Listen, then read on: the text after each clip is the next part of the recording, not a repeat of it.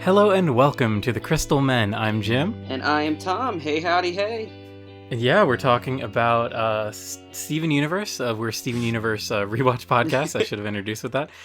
Today we are watching episode 13 of season 1, So Many Birthdays. Yes, and there is a ton to unravel in this episode. Yeah, I absolutely love this episode, and I think it's like probably easily my favorite that we've talked about so far. When I first watched the show, I remember liking this episode, but I forgot how much. Rewatching it, I was just like, damn, there's so much that happens. There really is. This is like the one episode that, like, as I was had watched through Steven Universe and would continue to keep up with it, this is the one episode that like stuck with me the most, I think, at least early on, because yeah, this one and I think Cat Fingers probably. I'm just taking a look at the episode list right now just to check. But, I mean, we've talked about the other ones, like, there's been some really great episodes, some memey ones, like you get the cheeseburger backpack together breakfast, but this one totally just succeeds on not only the character interactions and utilizing the characters in really fun ways, but also just, like, the whole concept of it is super cool. Yeah, no, absolutely. I think for this episode, we really should go kind of piece by piece, because just in every scene, I feel like there's so much to talk about. Yes. I took copious notes, so I hope I don't forget anything. Hell yeah. Well, so yeah, it begins. They're in Amethyst's room, which is a pigsty.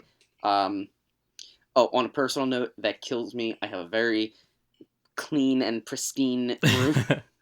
Me too. I'm definitely more of a pearl than an amethyst. Yes. I hate messes. And so they don't actually explain why they're in there, do they? Because there's a stink, because something is stinking up the entire castle. Oh, which okay. We find out is a burrito. So, okay, not only is it a burrito, but it's a tuna burrito, which to me sounds like particularly disgusting. Dude, you haven't dug into like a warm tuna burrito? I have not, and I don't plan to. And I think Steven says that the place closed 5 years ago, so this burrito has been marinating in its own juices for 5 years. That's a dank burrito.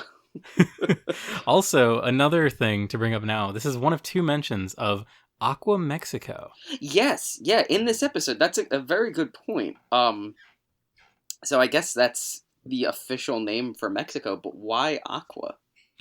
Yeah, I really don't know. And I don't feel like Mexico comes up too much. Maybe I'm wrong. Maybe there's more references that I just missed, like I had missed this initially, so. I don't think so. I mean, I guess, we get that map of the world much later into the series, but, that's the only time I think we even see it. So, I'll have to look at that map again to see if there was something weird with Mexico. It's just funny because sorry. Oh no, I was just gonna say they just have weird names for every country. Yeah, what I was gonna say is normally the naming convention in Steven Universe is like bringing together a few different ideas, like either that or references. Like I can't remember what they call Pennsylvania. I know we've mentioned this before, but Pennsylvania is like the keystone, and they mix something else with it. Like they do some really weird things with naming, so I'm trying to figure out, I guess, like, my speculation, because I don't remember, is maybe there's a huge chunk of Mexico that's just missing, or that's just that's what I was covered thinking. in water. Maybe it's flooded. Who's to say? Because then wouldn't it just be Agua Mexico instead of Aqua? Por favor. I took Spanish in 5th grade. Oh, yeah. I was a French boy after that. So I was going to say same, but no, I was German boy, and a German boy I remain. French for life. But that's totally irrelevant.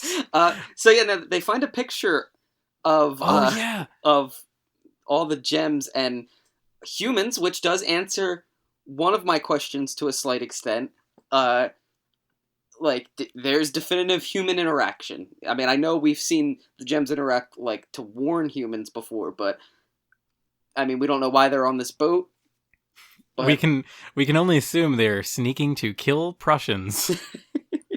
Because it really reminded me. No less.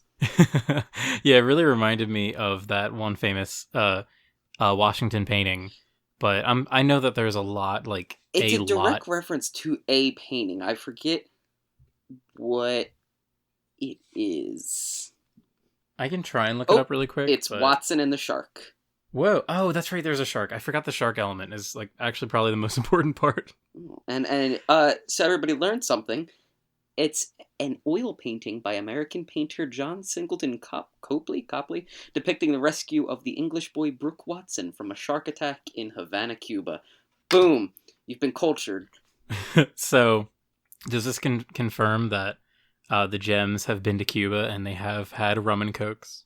Ooh, yes. Oh, and okay, here's another thing, too. So, Amethyst gets sick from the tuna burrito. So, does food actually have an effect, or was it just, like, her imagination? Was it just the smelly food being inside of her? It seems like it was so incredibly powerful, this dank burrito, that it did have an effect on her. But the one thing that comes up here, like I think the narrative point of this whole cold open is we established that the gems don't celebrate birthdays, but they are extremely old, Yeah, and also biologically gems, immortal. yeah, and then gems don't die from like normal means. And then Pearl even says like Amethyst would not die from this food poisoning. Yeah. Well, and it's interesting too because Pearl has to be, only referencing being shattered because gems lose their form all the time. Yeah. Um, but yeah, so I mean, this is the first time that we get a, that reference on exactly how old the gems are. I mean, obviously we know that it goes way, way back, past Yeah, like the 1700s, but oh yeah, like they're like thousands of years old. I think, is it like actually I don't know for sure because they all seem like they could be fairly young. Pearl may be the oldest, just because to me Ruby and Sapphire are kind of they kind of feel young, especially because yes. when we see their introduction episode, Sapphire in particular seems like this is her first real like mission. Mm-hmm. So maybe Pearl might be the quote unquote oldest or eldest of them. Yeah. Well, I mean, But obviously, um, well, we actually don't even get an exact reference to how old Pink Diamond is. that's true. But and where she seems definitely younger than the other diamonds. Yeah, But yeah, she must have been like the most recent, but because yeah, that makes sense that Pearl would be the oldest of the bunch. But I mean, like, they're clearly shown to be on Earth when humans were still primitive, you know? yeah. One thing that I'm thinking of now is like we don't really, at least that I recall, we don't really see how diamonds are born. And there's just so many aspects of the Steven universe that I wish were a little more fleshed out because in my mind, like, so they mine planets like Earth to make like amethysts and stuff like that. Yeah. But in my like head canon, this is where I totally gets irrelevant. I'd imagine that like an entire like solar system would need to be harvested for a diamond to be formed. Like it's that big of like a power difference. Yeah. No, and it makes complete sense. I mean, it's interesting.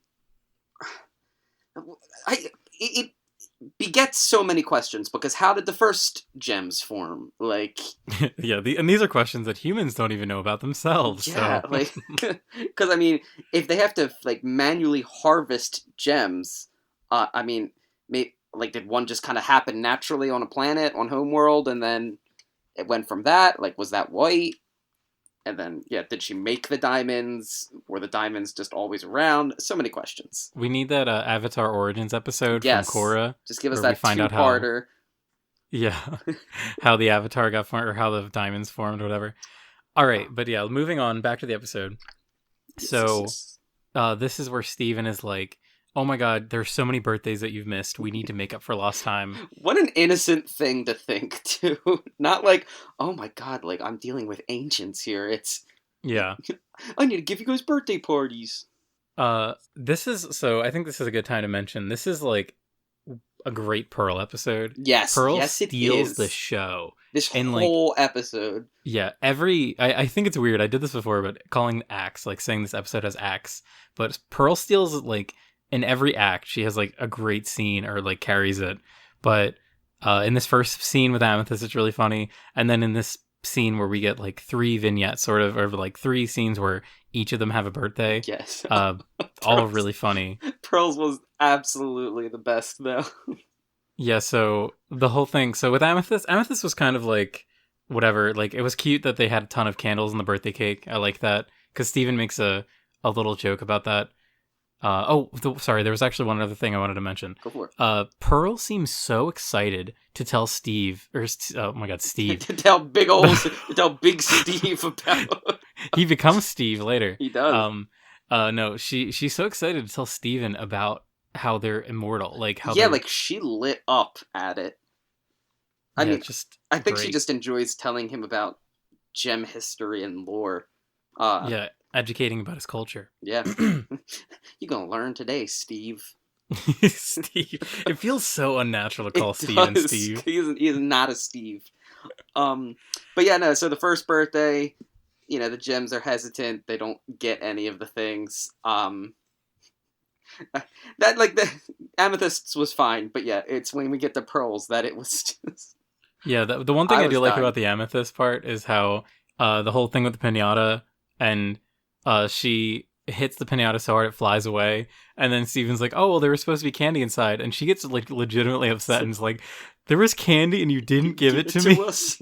Yeah. It's just like, it's very, very charming. And then, yeah, honestly, the pearl scene, all the gems in this episode were just on point and really good, but... Totally. Yeah, but Pearl especially, just the innocent, like, yes, I would like pie.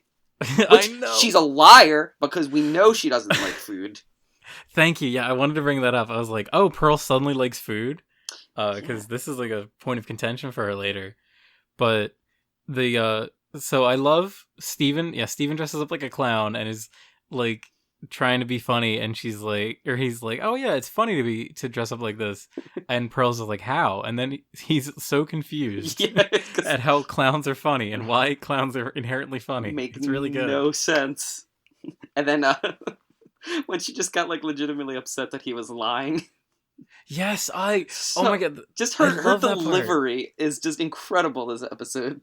Yeah, she kills it. That part when she's like, he tells a joke and she's like, Steven, are you telling lies? Like, she's so upset, and Steven gets upset too.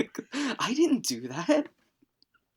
And then like the best part of the scene, or to me, is like, I think one of the more like interesting parts is like, she's so disturbed by Steven smashing the pie in his face that she can't even confront him anymore. Like, she whispers scared to Garnet. Yeah, she is scared. She whispers to Garnet and she's like, Pearl doesn't want to do this anymore. Oh man, it was just this was just a really good, like, it was really funny. It's fantastic. It's great because it balances the funny, and then like the whole like first half is funny, and then the second half gets like pretty much it's like, so yeah, we'll just do the Garnet one first.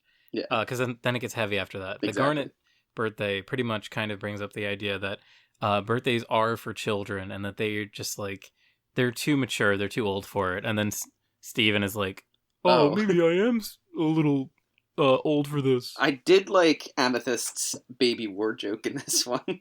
Amethyst as a baby is so fucking creepy. Oh my god, I really hated it. it's hideous, honestly. It's funny too because like you can tell when they designed her that they only wanted her to have like angry eyebrows. Mm-hmm. And there's part when she's not supposed to be angry, but her angry eyebrows are still there, so it's like a really weird scene. And it's Amethyst's impression of a baby. Yeah.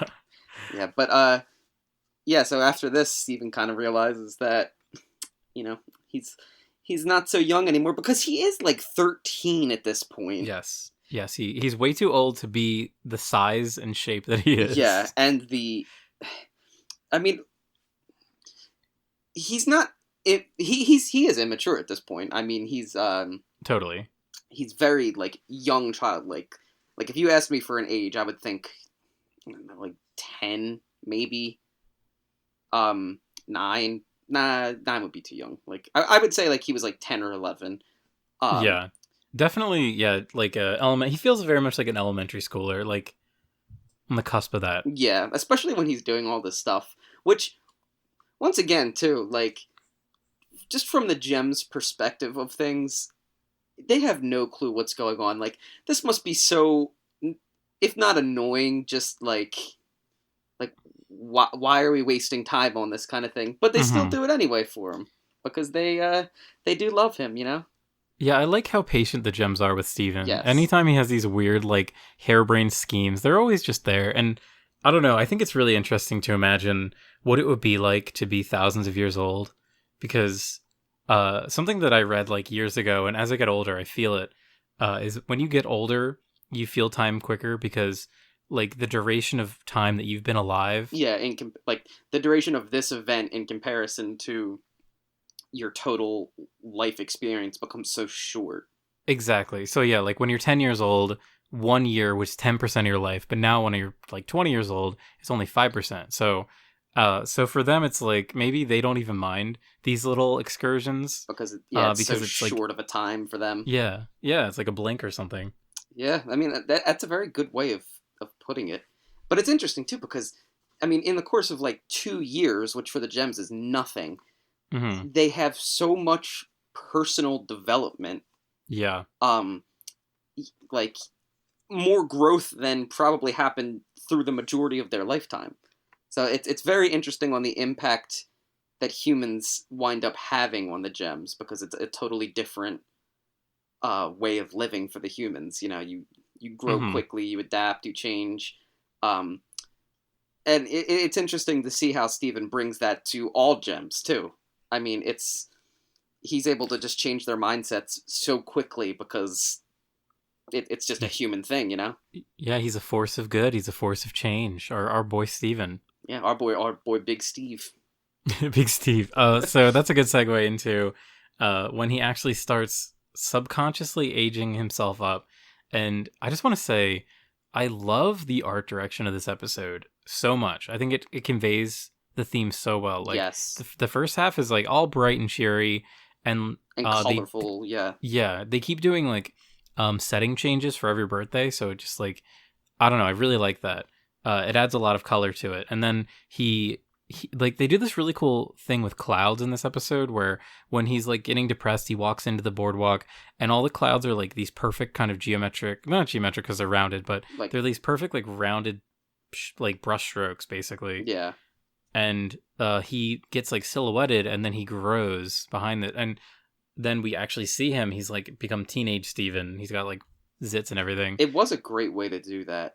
Also, just on the boardwalk, some super heavy Zelda vibes with the music. Like it was a clear, if not reference, clearly inspired by Zelda music. Just as a big Zelda fan, sorry. Yeah, that's funny. I didn't even catch that to Oh me. yeah, I like like, yeah, I'm so oblivious when it comes to Zelda references. yeah. I don't know if it was a reference per se, but like it was definitely the same type of instrument for Yeah. yeah. But regardless, yeah, it was a great way to have him initially transform. And it's funny because we see teenage Steven like in reality later, and he does Uh-huh. not look like that. So I think I don't know, maybe this is like kind of a an older teen because when we see Steven as a teenager, I guess he's supposed to be what, like 16? Yeah, I think 16 or because he is driving, but I don't know Oh shit, he is driving. what Beach City laws are. So I would say he Yeah. may have like just turned 17 or something. Yeah, well, yeah, because this Steven definitely is supposed. I don't know. Yeah, I think you're right. This is kind of like a very different take on his teenage Steven. But the one connecting force or whatever is the neck. Steven does grow a Yes, neck. because we know that it is in Steven's destiny to have a neck. Yeah, we He'll love lose to it. see He'll it. lose it when he's older. Yeah, so basically this part of the episode is like it's just full of a lot of little gags, and one thing I like a lot is how many forms of Steven we see. Like he he goes from teenager to like grown up, like an adult. Yeah. I would say like probably like 30 year old, which I love. I love that form of Steven so much with the beard. Yeah, yeah, it's so interesting. And then he gets the Beach City hunk shirt, which I fucking love. He has to get a job, and that's him getting a job. Oh, that is like the most relatable thing ever. I want to fucking become Beach City hunk. Dude, Uh, we're both Beach City hunks every day of the week. hell yeah. Uh, but yeah, and then he goes to the donut, the big donut. Oh, also and the clear masturbation joke they made. Wait, what? Yeah, you didn't catch that? No, I fucking missed it. Wait, what was it? Love Doctor? It was when he was playing the Whacker Man game, and he's like, Oh, no boy on the cusp of manhood should spend this time whackering. damn it! I didn't fucking catch that. I do love the Wackerman versus Wackerman Jr. How it's like, Weenie Hut Central. yeah, it's basically just the same game, but like a little larger. Also, I think I just like they put a lot of little details into this that I love. That Wackerman is like a game about whacking like mobster rats. Yeah. Very good, very fucking funny. Just clever for just a one-off bit, you know? Yeah, the density of this episode is crazy. There's so much shit in here, and like especially with all the different transformations we see with Steven. Well, yeah, which so, I mean, brings us to like the fat old Steven, which I love. I love his like balding ass. But how old was he supposed to be in that one? Like in his late 40s? Maybe. I mean, we see Greg has a pretty early onset of, but it's not actually that early. Greg has to be at least in his 30s, his mid 30s in the show, if not 40s. Yeah, And he's totally bald, so. that is true. And of course, I know before we get any comments, like I'm pretty sure what they say is it's carried through your like maternal genes. They always say, look at your mom's grandfather. Yes, but it's a little difficult to do with a half gem, half human when the mom's grandfather is, I guess, White Diamond. But yeah. But needless to say, this episode of our Steven Universe podcast is brought to you by Keeps. Sorry. I'm gonna get a sweet Philip DeFranco reference. But so yeah, I think it's really cool too how Steven doesn't realize he's changing until he sees his reflection of the big donut. Yeah. And then he makes a reference to, can you guys help me into my birthday suit? And then they kick him out. He tries to beat the crap out of him. It is also kind of fun to see how these characters behave with not Steven, because normally it's always Steven. Yes, yeah. Well, and you know, good on Sadie too, because through all this creepy man comes in and is having a clear mental breakdown in their shop, and at first she goes to comfort him. Like, yeah. No, I give Sadie a lot of shit, but I think like she is probably a good person. Oh yeah, just not a good character. Yeah, she's just kind of an asshole. I mean, I guess that's pretty accurate to like real life people. Oh, just wait till we get to that episode. It's coming. Oh, it's coming. God. But yeah, no, so he gets kicked out of the donut shop and he has aged more. So now he is like super old man. Like I guess. Yeah, he's graying and he can't even like walk 70s, anymore. Yeah. And Lion comes out and like Lion saving the day. Steven would have just died. Yeah. Or would he have died? I don't know what would happen. I think it would have been really cool to see like this taken to like an even crazier extent where Steven is just like a fucking like ancient like crumbly bone monster with like long ass hair. Yeah. Well, because I mean it begs the question like what's gonna happen when Steven dies? Does the gem just stay Steven's gem and die with him? Or like does it become pink again? Or does it become some weird amalgamation of like Steven? Like is it like Steven was at the end of the series where it's just like that pure diamond form of Steven?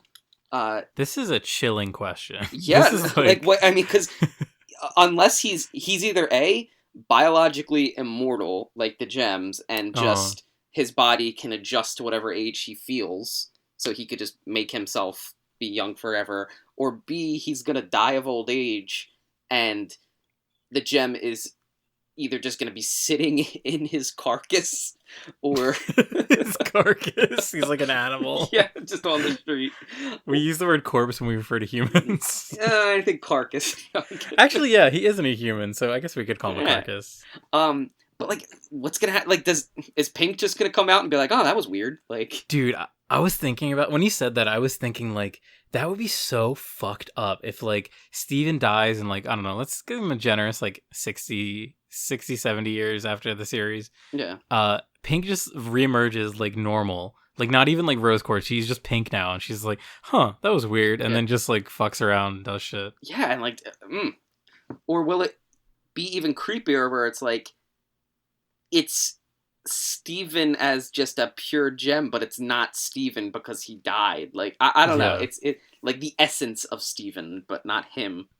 Yeah, based on what we see in the finale, that kind of seems more realistic, honestly. Yeah, I mean, because we see clearly that like the, I mean, when the gem was out of him, it was Steven. I mean, and he said that Pink is just gone. Yeah. That scene, by the way, I don't know if you're Oh aware, my that the god. one scene where they like hug and it's like animated on ones and it's gorgeous. That was Mhm. animated by the guy that did the ballroom dancing scene from Beauty and the Are you Beast. serious? Yeah, James Baxter is like he's like a legend in the animation industry. Oh my god, I didn't realize that. That's awesome.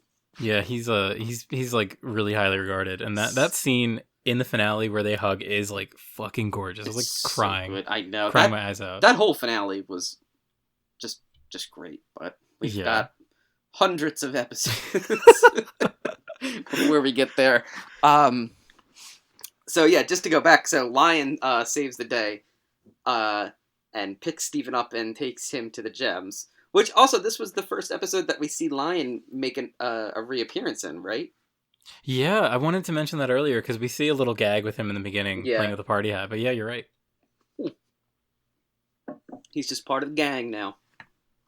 He is. I love that. I love when you see like Steven Universe is really good with continuity things like this, and it's really cool to see like that happening as early as episode 13. Yeah, and I do like too, like how before Lion gets. I mean, I don't know. It's two. This is a totally different point.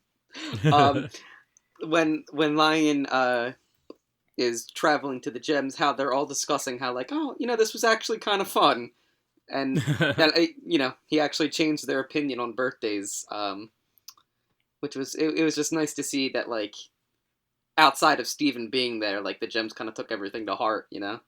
Yeah, it just took a few moments of processing it. Yeah, Also, I love how Garnet keeps the birthday suit on, and she's like, "I like this. It makes me feel important." I mean, valid. I would wear a cape and crown if I could. All Garnet day. really rocks it too. She looks awesome with Oh, the cape and I the mean, it's a natural progression of Garnet. crown. Queen. Ass queen. Yeah, no, so they are like horrified when Steven gets there. Yeah, and this is where like The episode gets just not like it gets very somber in a very well done way. yeah, not since Cat Fingers have we seen Steven take this like dramatic tone shift before. Yes.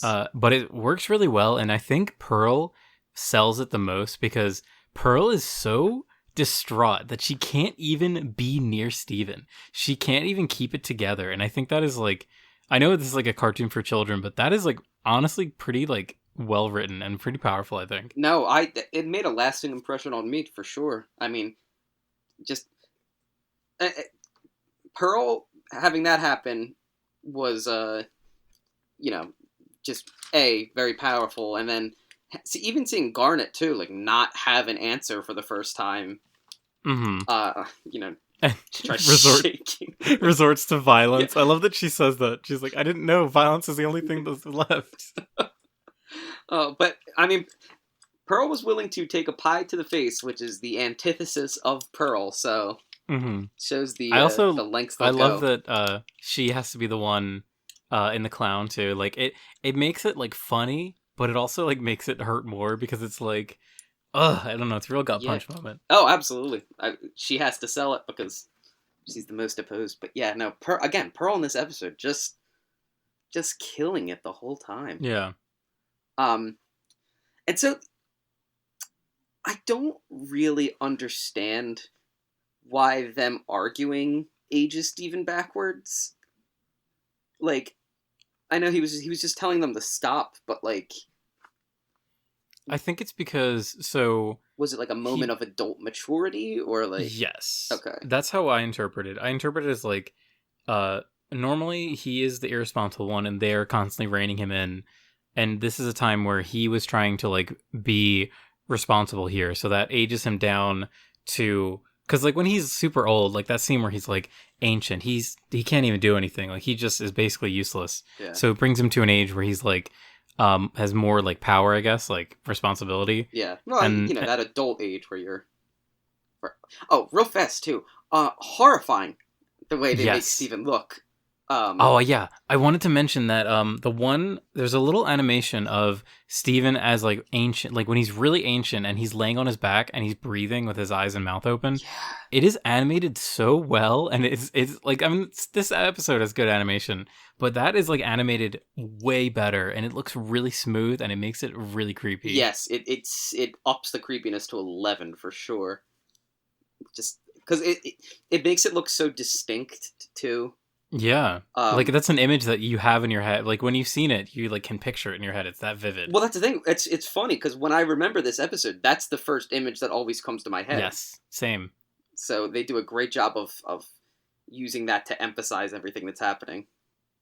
Um, but yeah, so the gems, distraught, try to figure out how to help Steven. They can't, and then they start arguing, and Steven manages to age back to tell them to control themselves. And then we kind of learn that this is when we fully get that it's entirely based on his state of mind. Yeah.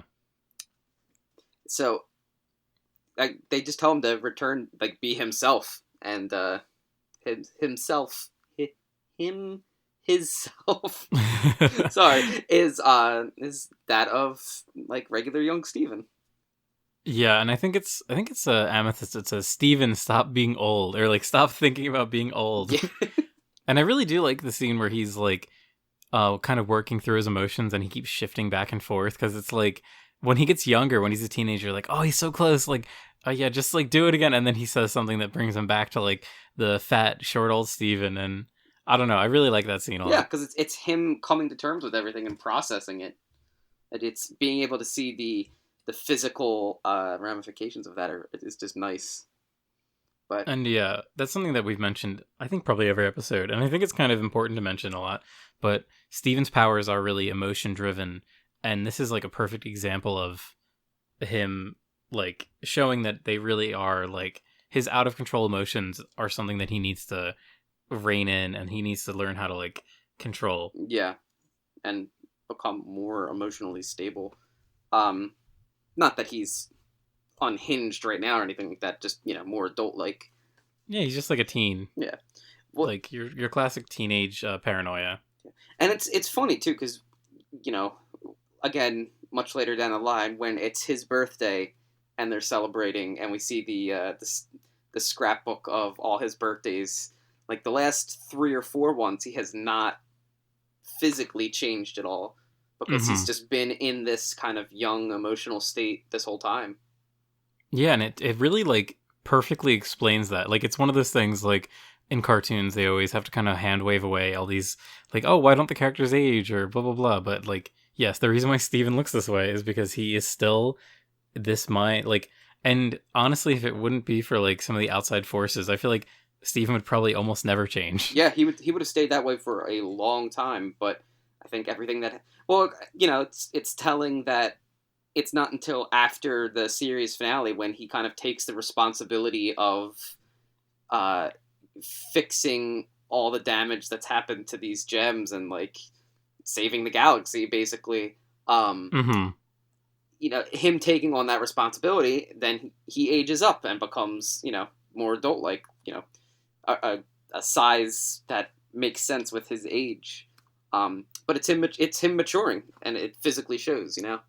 Yeah.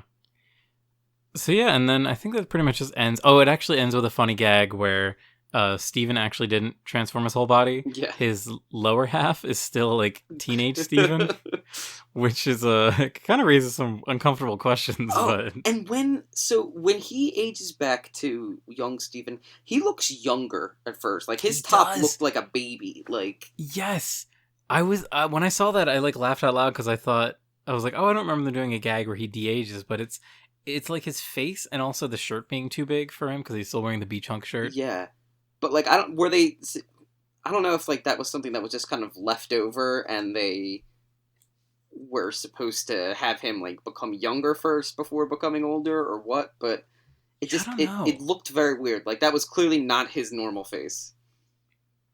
Yeah, no, I totally agree. And I felt the same way. I was like, oh, is he gonna have to like get bigger again? I forgot about this. Yeah. But no. Just maybe it was just Also, a error. I do want to issue correction to myself. His shirt says professional beach hunk, not beach city hunk. Oops. I kind of like Beach City Hunk better though. It makes more sense, honestly. Yeah. But yeah, no, there's just so much that happened in this episode. Like we got backstory for the gems. We learned a lot about them. We had great character moments. We had Steven do some developing. We will later learn that this, in particular, was one of his moments of trauma. Yeah, and totally understandably. I mean, yeah. He's like dying. He's on the verge of death. Oh, and you know what? Wow, sorry, excuse me. This was a perfect little bit with Onion in here. Because normally I don't like Onion, but just having him in the background up to shenanigans is exactly how you should play that character. Like, yeah, really funny too, because the whole Steven thing is like, Onion, enjoying youth, and he's doing like illegal things. Which we learn how he got his tickets for that moped that I know we will see later. I know it. Yeah. Honestly, when you said that, and I was like, I was looking out for Onion with the moped, and I was like, oh wow, yeah, he's cheating, so he's stealing. It's all connected. We finally got to the bottom of this. We're gonna expose Onion. Hashtag expose Onion, everyone. Destroy Onion. Break him. Unravel Onion. Yeah, I really, really love this episode. I'm gonna like kind of be judging all the other episodes after this to this one. Maybe that's a little unfair, but more so for me to find if I have an episode I like more. Yeah. Because I just think like the writing, character writing, the tone, the animation, like everything in this episode is just like all I could ask for Steven Universe. I agree. It was a perfect episode in terms of top to bottom. I kind of agree with you. Like, this is definitely, of all the ones we've watched, my current top ranked one. Just because it had a bit of everything for me. It had good jokes. It had the serious moments. It was beautifully drawn, animated. I think that's fair. Like, if you consider this kind of a top line episode, then comparing everything else to that should be a good like system. I know. Hell yeah. I also know that we haven't been doing it, but there was hugs in this one, and there was crying. Thank you for catching that. we've given up on. Yeah, I think it's a good thing to like mention when we notice it, but all right, there's a couple things I still want to mention. Maybe I'll just pare it down to one. The one thing I wish that we saw more of, and maybe it's just because we got hit recently with like the cat fingers. By recently, I mean season 1, where we are in season 1. Yeah. We got hit with the cat fingers and this one, but we don't really see any more like explorations into weird human gem body horror. And there is like so much potential for it, I think, especially in this episode. Steven is basically able to change his form just as a gem would. And I wish that we saw more of it, because I think it's like, I mean, I'm a huge body horror fan. I love really weird shit. I wish we saw more of this weird stuff in Steven, but I understand why they wouldn't do it. Yeah, because it's horrifying for children. But yeah, I mean, because there's so many potential ramifications that you can play, and there's so many, interesting scenarios. I mean, just having is transforming weird for Steven, because all his muscles and bones are shifting, and like his organs are growing rapidly. I will say we've never seen Steven become an object, which would be legitimately horrifying. Yeah, that's the kind of creepy shit I'm in for. Yeah, like he becomes a helicopter. That would be fucking awesome, actually. Oh my god. No, but it's funny, like, he really doesn't seem to react to changing. Like, he doesn't even notice that he's growing literally like feet. Like, he grows like 2 or 2.5 feet at least when he gets like to peak Chad Steven form. Oh, absolute Chad, first off. And this kind of reminded me, so I've never read the Animorph books as a kid. I don't know if you have you? No, I haven't read them, but... I'm only aware of them through basically the covers when I saw them as a kid. And some guy did a like 4-hour long lecture, like series lecture on YouTube about like the whole entirety of the series, and it's really great. Highly recommend checking it out. I think Tom Oliver did it. But that in that series or in that video, he talks about how when the kids anamorph into animals, it goes into like excruciating detail of like when they turn into a bird, it's like their leg bones like shatter and break backwards and then like reform. But when you anamorph, apparently they turn all your pain off, so they don't feel the pain, but they feel their bones shattering and shifting. Oh my god. So, I don't know. It made me think of that, like when Steven doesn't even feel it. Like I don't know. My first thing was like you'd still feel like your body and bone, even if it's like not hurting. I don't know. I feel like you'd feel like, and yeah, Steven, like I don't know. No, but like you said, I mean he doesn't even realize it, so I guess it can't feel that bad. You think he would have noticed like the height difference though, but yeah, I guess he was so in his head at that point. But yeah, no, I don't know. Things are weird. Things are weird, especially the implications for a gem human. Things are weird. Actually, okay, I did have one other thing, just because I'm gonna do it because I'm loving this discussion. So when I was a little baby boy, there were cartoons that like left a like strong impact on me because of how traumatically scary they were. Oh God. Because you'd mentioned earlier like that one scene where he's laying on his back and how it's really scary. I wonder if there were any kids that watched this, and I keep have it in the mind, so I'm going to keep saying the Cat Fingers episode, and have like any scary thoughts. Because to me, like when I saw the Courage the Cowardly Dog, yes, my God. Return the Slab episode, I was fucking. It's so funny how like that is a like if you were that age when you watched that episode, it is a universal thing that you were like creeped out beyond comprehension. Like everybody knows that. I know it sounds really weird because at the time I was terrified of it, but I'm like fascinated by that fear now. Like I remember distinctly how scared I was. Yeah, I mean it was horrifying. First off, Courage the Cowardly Dog. Like, what the hell were they thinking? That whole show is just fucked. Yeah, it's. Oh my God, there's so many moments in that show that are just horrifying. Oh, but yeah, no, I mean, compared to Courage the Cowardly Dog, like this is nothing. Totally. In terms of horror, but like, yeah, I wonder if it's the thing that like, kids. For me, the reason why I'm kind of wondering if any kids were like not scarred, but like emotionally affected by this, is kind of like the empathy aspect, like. Being Steven and being helpless in the situation where like you're normally just like a fun kid, but you get to the point where you can't even move. And like, I think the scene that really sells it is when he's laying on his back breathing and when he opens his eyes and he can like barely see anymore. Yes, I was just going to say that when like he was literally fading like away. Yeah. I think those scenes are like really what does it for me. And like, I don't know. I'm not saying that I'm like emotionally scarred by this scene. No, but I'm just saying like a young kid watching this, I mean, you're empathizing without really realizing it. Yeah, I don't know. It's hard to say. Yeah, another thing for me that I have never. I mean, it's gonna sound kind of obvious. Like I don't go around talking to like little kids, but I don't know how kids actually receive Steven Universe. Like I don't know if it was popular amongst children.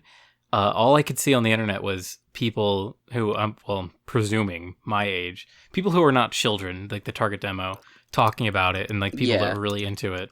So I don't really know if like little kids, like Steven would probably be what, like 6 through 11, 6 through 12 age range maybe. Yeah, I'm not sure.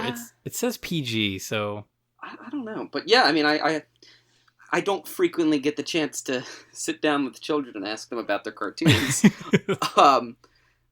But yeah, like it is kind of so weird that it has such a wide application because I mean, yes, it's targeted towards children, but like you said, I mean, I feel like a huge chunk of the demographic is people our age. Yeah, and that's also kind of like, there's kind of a bit of a bias to that because, as I said, like, I'm not, like, I don't have any, like, young nephews or nieces, or obviously I'm not a parent. Otherwise I wouldn't be doing a Steven Universe podcast.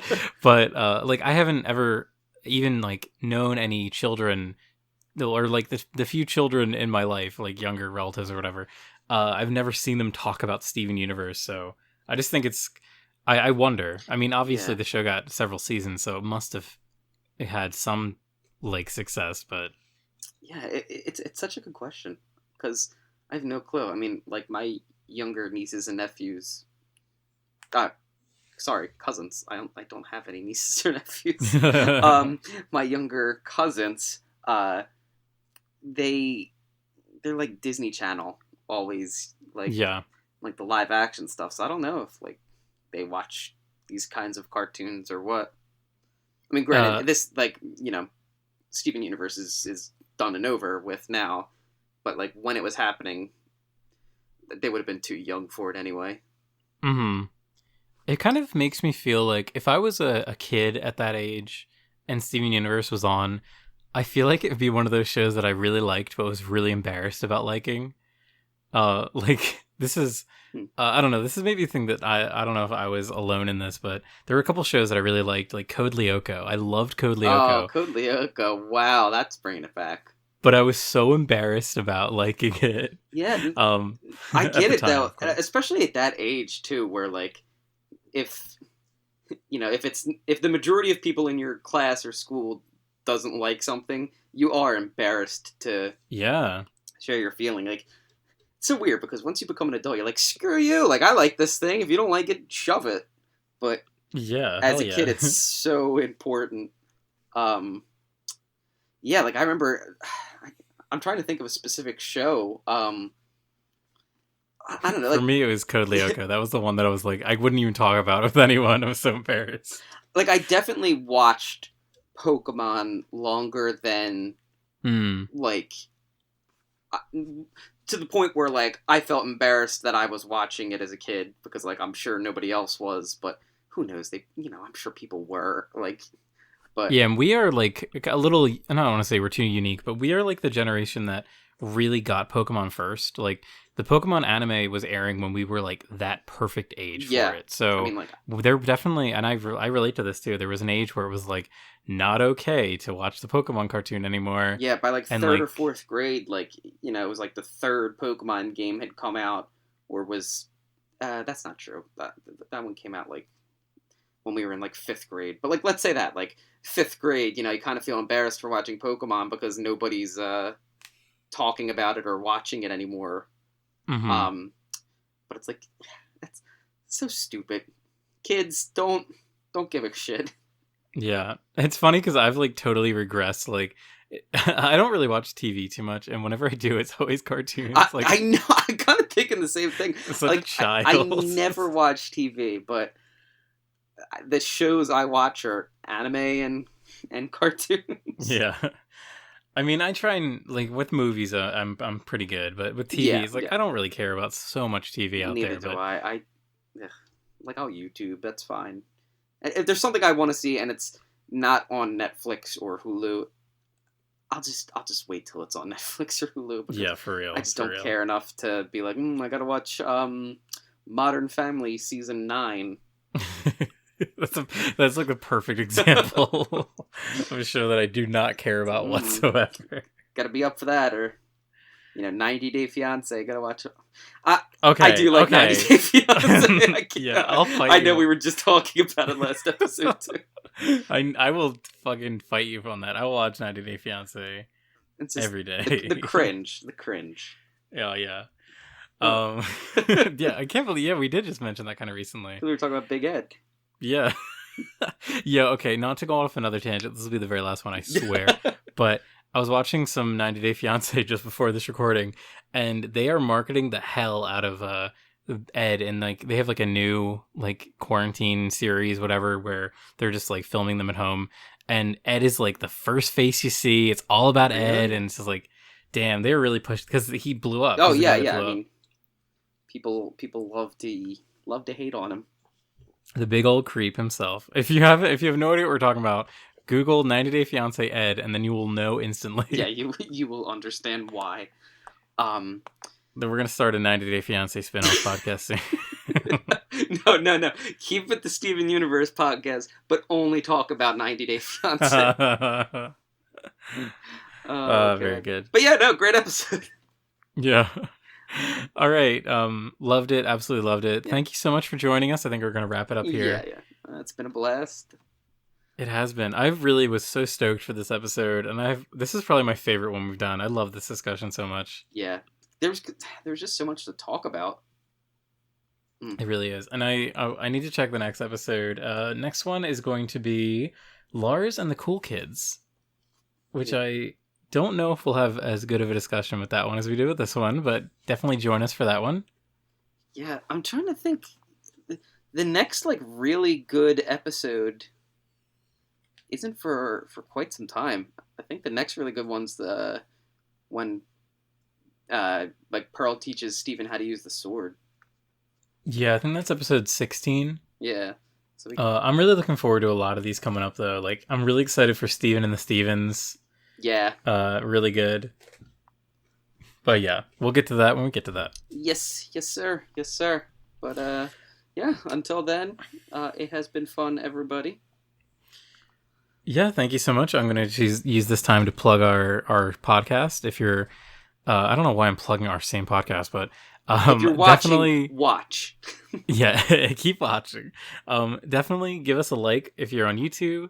Follow us everywhere else. We're pretty much on every podcast app you can imagine. If you're on Apple Podcasts, give us a nice review. If you're on Spotify, follow us. If you're on, I don't know, Quiblo, is that a podcast thing? Quiblo? I don't even know what the hell Quiblo is. I think I just made it up. Give us an update on Quiblo if you follow us on Quiblo. Give us a small. Also, follow us on Twitter, and I actually have it ready this time, so I don't have to look it up. At The Crystal Men. We're at The Crystal Men.